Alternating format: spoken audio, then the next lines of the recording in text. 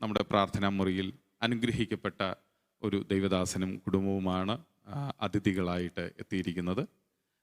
വട്ടപ്പാറ, തിരുവനന്തപുരം വട്ടപ്പാറ കേന്ദ്രമായിട്ട് ആക്കി കേരളത്തിൻ്റെ വിവിധ ഭാഗങ്ങളിലും തമിഴ്നാട്ടിലുമായിട്ട് സഭാപ്രവർത്തനം ചെയ്തുകൊണ്ടിരിക്കുന്ന റിവൈവൽ ചർച്ച് ശുശ്രൂഷകൻ പാസ്റ്റർ സി സുഗന്ധൻ, അദ്ദേഹത്തിൻ്റെ സഹധർമ്മിണി സിസ്റ്റർ ബെൽസി, പ്രിയ കുടുംബത്തെ ഈ പ്രോഗ്രാമിലേക്ക് ഞാൻ ഹൃദയംഗമമായിട്ട് സ്വാഗതം ചെയ്യുന്നു.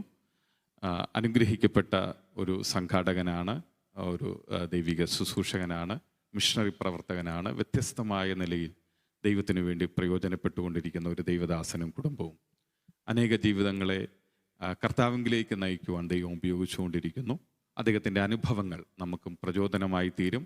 ആകയാൽ നമുക്ക് ദൈവസന്നിധിയിൽ സമർപ്പിക്കാം. നമുക്ക് പ്രാരംഭത്തിൽ പാസ്റ്ററുടെ അനുഭവങ്ങൾ കേൾക്കാം.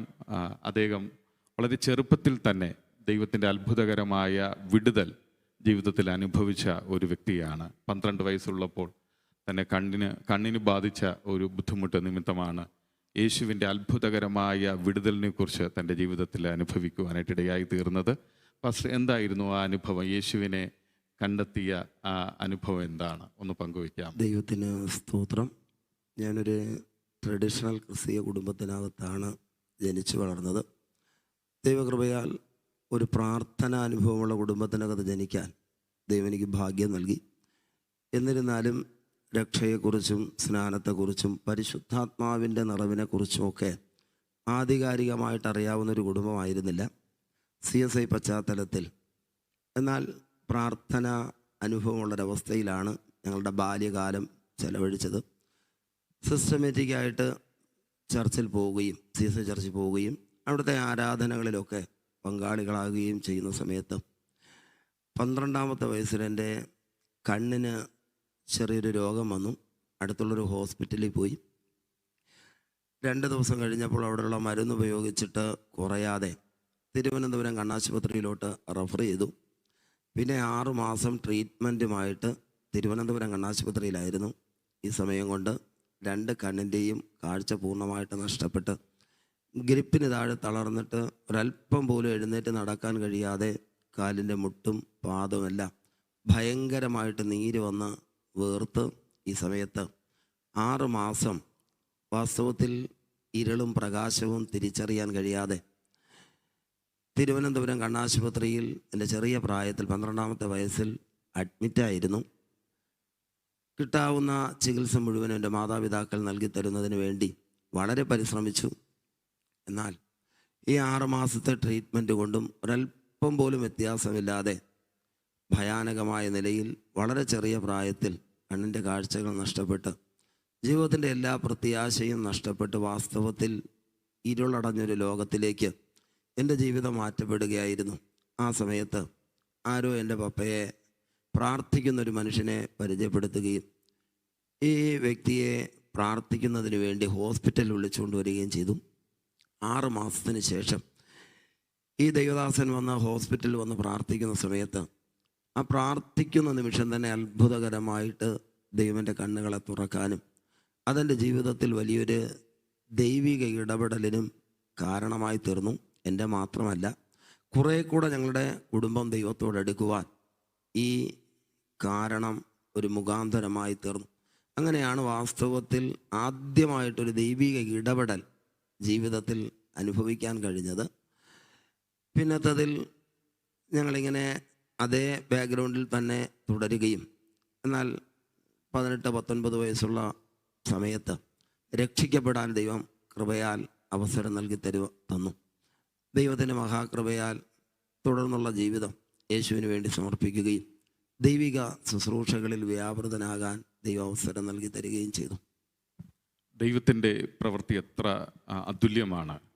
നമുക്കറിയാം, 12ാമത്തെ വയസ്സ് എന്ന് പറയുമ്പോൾ ഓടിച്ചാടി നടക്കുന്ന ആ സമയത്ത് കണ്ണിൻ്റെ കാഴ്ച നഷ്ടപ്പെട്ട് നടക്കാൻ കഴിയാതെ, അല്ലെങ്കിൽ അരയ്ക്ക് താഴെ സ്വാധീനം നഷ്ടപ്പെട്ട് വളരെ ബുദ്ധിമുട്ട് അനുഭവിക്കുമ്പോൾ ആ ഹൃദയം എന്തുമാത്രം വേദനിച്ചിട്ടുണ്ടാകും. എന്നാൽ നോക്കുക, ആ ഒരു സാഹചര്യത്തിൽ ദൈവത്തിൻ്റെ അത്ഭുതകരമായ പ്രവൃത്തി ദൈവദാസൻ അനുഭവിക്കുവാനായിട്ട് കഴിഞ്ഞു. നമ്മുടെ ജീവിതത്തിലും ഇതുപോലെ നമ്മൾ പ്രതീക്ഷിക്കാത്ത ചില അനുഭവങ്ങൾ ജീവിതത്തിൽ കടന്നു വന്നാലും ഇത് കേൾക്കുന്ന പ്രേക്ഷകരോട് പറയട്ടെ, നാം നിരാശപ്പെടേണ്ട കാര്യമില്ല. നമ്മുടെ വിഷയങ്ങൾ ദൈവത്തിൻ്റെ കരങ്ങളിലേക്ക് സമർപ്പിക്കുന്നുവെങ്കിൽ ഏത് വിഷയത്തിനും പരിഹാരം നൽകുവാൻ ദൈവത്തിന് കഴിയും.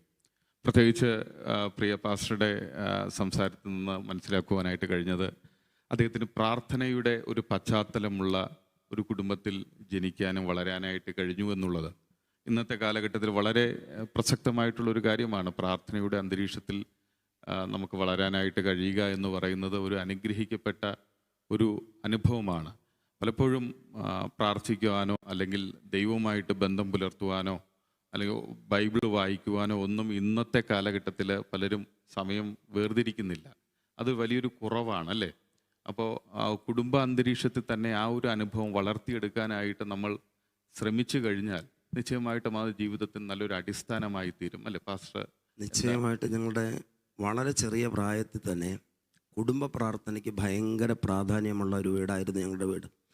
എൻ്റെ അപ്പനും അമ്മയും 3 സഹോദരിമാരും ഉൾപ്പെടുന്നതാണ് ഞങ്ങളുടെ കുടുംബം.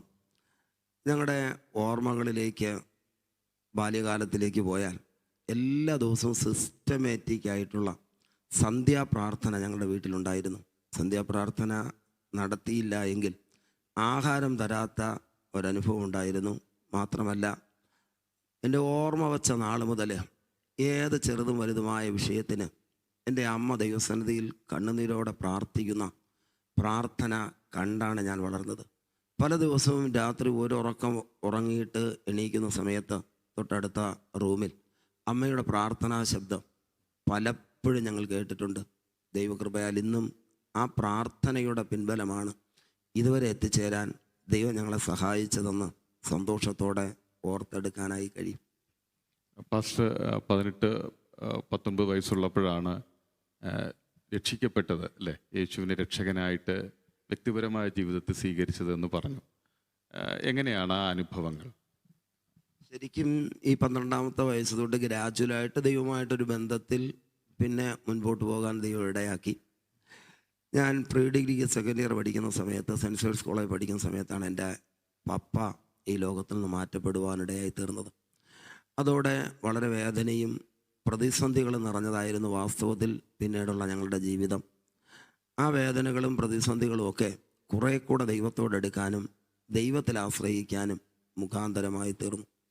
ദൈവകൃപയാൽ ഒരു പർട്ടിക്കുലർ ദിവസം പറയാൻ പറ്റത്തില്ല, എന്നാൽ ആ ദിവസങ്ങളിൽ ദൈവത്തോടധികം അടുക്കാനും യേശുവിനെ രക്ഷകനായി സ്വീകരിക്കാനും തുടർന്നുള്ള നാളുകൾ ദൈവ നാമത്തിൻ്റെ മഹത്വത്തിന് വേണ്ടി ദൈവസന്നിധിയിൽ സമർപ്പിക്കാനും ദൈവം അവസരം നൽകി തരികയായിരുന്നു.